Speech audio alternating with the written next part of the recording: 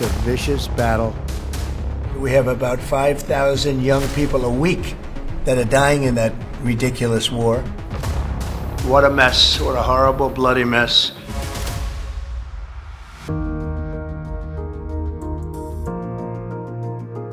Right now, we're in a trench in Ukraine where soldiers here are defending their home against Russian aggression. But this conversation isn't about what's happening on the battlefield.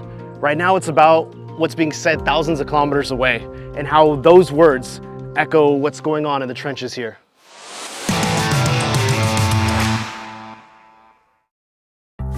I think we have a deal with Russia. We have to get a deal with Zelensky, and I hope that Zelensky, I thought it might be easier to deal with Zelensky. So far, it's been harder.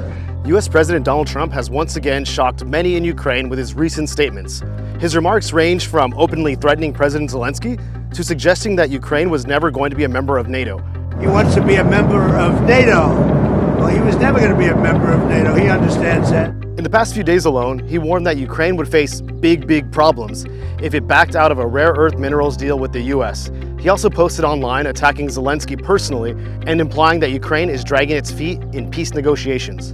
Trump also repeated a familiar line, that famous quote, "You would have never had that war if I were president, I guarantee you that." But Ukrainians, they remember the truth. The war started in 2014. It didn't start under the Biden administration. It didn't start in 2022. This war has been going on for over a decade through multiple US administrations. Meanwhile, Ukrainian President Volodymyr Zelensky has responded by stressing that any agreement, especially involving national resources, must go through legal procedures and the Ukrainian parliament. As he put it, Ukraine is not for sale. The situation is very complex, but one thing is clear. For those fighting every day, these words from Washington, especially the ones that echo Russian aggression, they don't go unnoticed by the people here. So today we're asking, what do frontline soldiers think of Trump's latest rhetoric?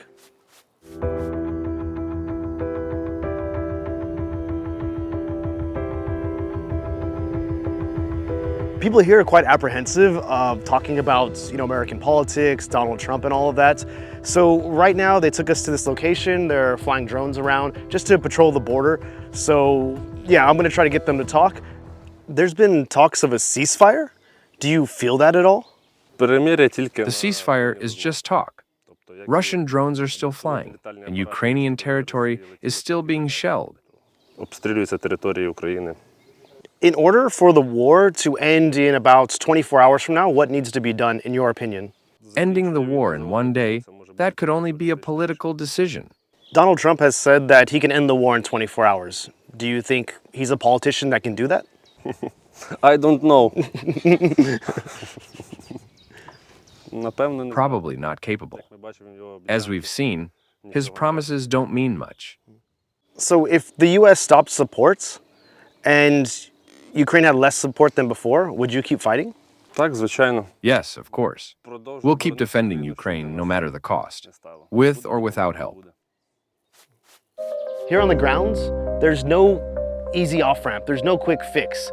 While diplomacy, it does matter, but also it matters what our politicians are saying thousands of kilometers away, especially when it seems to undermine those here defending democracy.